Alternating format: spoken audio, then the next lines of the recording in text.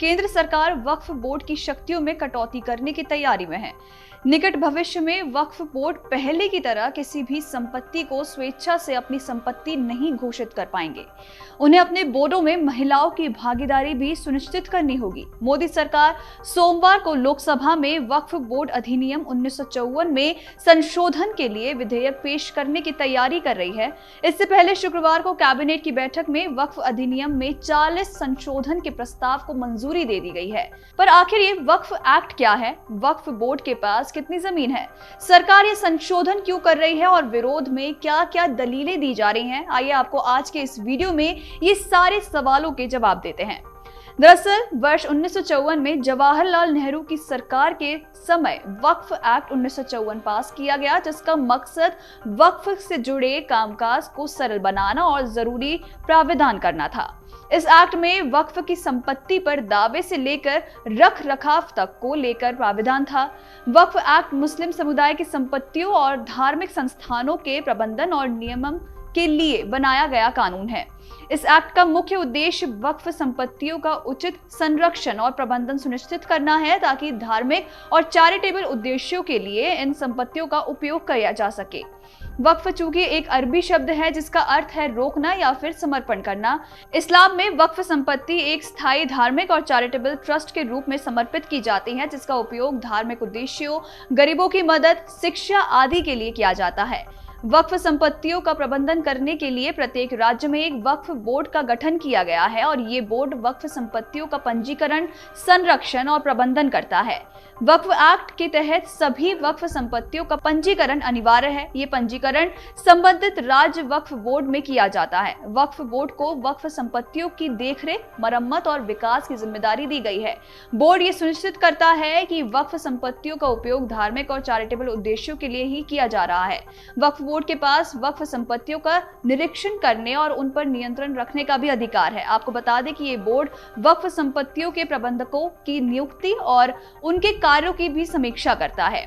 अब सवाल उठता है कि मोदी सरकार का क्या प्लान है और वक्फ एक्ट में क्या क्या बदलाव होने जा रहे हैं। दरअसल शुक्रवार को कैबिनेट ने वक्फ अधिनियम में करीब 40 संशोधनों को मंजूरी दे दी है। मोदी सरकार कैबिनेट में वक्फ बोर्ड की किसी भी संपत्ति को वक्फ संपत्ति बनाने की शक्तियों पर अंकुश लगाना चाहती है। इन संशोधनों का उद्देश्य किसी भी संपत्ति को वक्फ संपत्ति के रूप में नामित करने के वक्फ बोर्ड के अधिकार को प्रतिबंधित करना है। वक्फ बोर्ड द्वारा संपत्तियों पर किए गए दावों का अनिवार्य रूप से सत्यापन किया जाएगा। संशोधन विधेयक पारित होने के बाद वक्फ संपत्तियों के मैनेजमेंट और ट्रांसफर में बड़ा बदलाव आएगा। सूत्रों का कहना है कि कानून में संशोधन की वजहों का भी जिक्र किया गया है। इसमें जस्टिस सच्चर आयोग और के रहमान खान की अध्यक्षता वाली संसद की संयुक्त कमेटी की सिफारिशों का भी हवाला दिया गया है। चूंकि मौजूदा कानून के मुताबिक राज्य और केंद्र सरकार वक्फ संपत्तियों में दखल नहीं दे सकती है, संशोधन के बाद वक्फ बोर्ड को अपनी संपत्ति जिला मजिस्ट्रेट के दफ्तर में रजिस्टर्ड करानी होगी, ताकि संपत्ति का मूल्यांकन किया जा सके। राजस्व की जांच हो सकेगी। नए बिल में ये प्रावधान होगा कि सिर्फ मुस्लिम ही वक्फ संपत्ति बना सकते हैं। बोर्ड के स्ट्रक्चर में बदलाव किया जाएगा और इसमें महिलाओं की हिस्सेदारी भी सुनिश्चित की जाएगी। राज्यों में वक्फ बोर्ड में महिला सदस्य शामिल होंगी। प्रत्येक राज्य बोर्ड में 2 और केंद्र परिषद में 2 महिलाएं होंगी। अभी तक महिलाएं वक्फ बोर्ड और काउंसिल की सदस्य नहीं हैं। वक्फ बोर्ड की विवादित और पुरानी संपत्ति का नए सिरे से सत्यापन हो सकेगा। नया संशोधन उन संपत्तियों पर भी लागू होगा जिन पर वक्फ बोर्ड और या किसी व्यक्ति ने दावे प्रतिदावे किए हैं। प्रस्तावित एक्ट के मुताबिक बात करें तो वक्फ बोर्ड द्वारा किए गए सभी दावों का अनिवार्य और पारदर्शी सत्यापन जरूरी होगा। वक्फ एक्ट की धारा 19 और 14 में बदलाव होगा। इससे केंद्र वक्फ परिषद और राज्य वक्फ बोर्ड की संरचना में बदलाव संभव है। आपको ये भी बताते चले कि वक्फ बोर्ड के फैसले के खिलाफ हाईकोर्ट में अब अपील की जा सकती है। गौर करने वाली बात यह है कि ये प्रावधान अब तक नहीं था।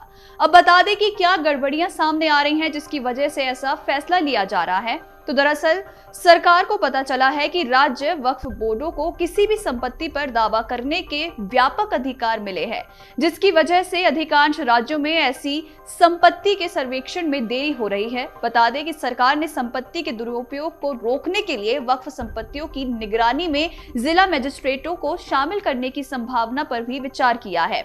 वक्फ बोर्ड के किसी भी फैसले के खिलाफ अपील सिर्फ कोर्ट के पास ही हो सकती है, लेकिन ऐसी अपीलों पर फैसले के लिए कोई भी समय सीमा नहीं होती है। कोर्ट का निर्णय ही अंतिम निर्णय होता है। अगर बोर्ड किसी संपत्ति पर अपना दावा कर दे तो इसके उलट साबित करना काफी मुश्किल हो सकता है।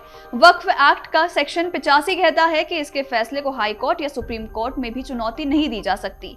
अब तक वक्फ प्रॉपर्टी की ना तो राज्य, ना केंद्र सरकार और ना अदालत जांच कर पाती है। मांग उठाई गई है कि इस तरह की कमेटी होना चाहिए जो रेवेन्यू की जांच करे, वक्फ में ट्रांसपेरेंसी हो। वक्फ प्रॉपर्टी सिर्फ मुसलमानों के भले के लिए होनी चाहिए। आम मुस्लिम कह रहा है कि एक तरह से एक माफिया वक्फ बोर्ड को कैप्चर कर चुका है। यदि किसी महिला को तलाक दे दिया और उसके बच्चे हैं तो तलाकशुदा महिला के पास अपने बच्चों को देखने के लिए कोई भी व्यवस्था नहीं है। बता दें कि पिछले संशोधन के कारण वक्फ बोर्ड भूमाफिया की तरह व्यवहार कर रहा है और संपत्ति हड़प रहा है। निजी संपत्ति से लेकर सरकारी जमीन तक और मंदिर की जमीन से लेकर गुरुद्वारे तक की जमीन पर वक्फ बोर्ड की कार्रवाई विवादों में है और सरकार के इस एक्ट में संशोधन करने के फैसले के भी यही कुछ कारण माने जा रहे हैं। अगर आप ये वीडियो YouTube पर देख रहे हैं तो हमारे चैनल को सब्सक्राइब करें और बेल आइकन को दबाना ना भूलें। अगर आप Facebook पर ये वीडियो देख रहे हैं तो हमारे पेज को लाइक करें।